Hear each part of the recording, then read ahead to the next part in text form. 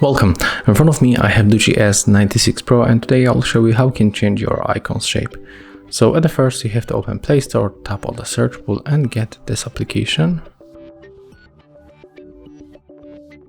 Yeah, this one. Let's install.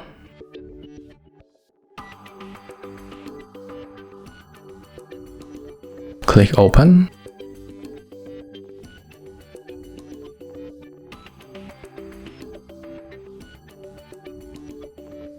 Now just wait until this application turns on and pick the icon that you want to change.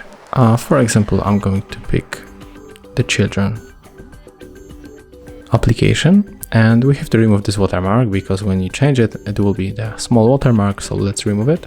Tap here, go to the desktop and add the widget.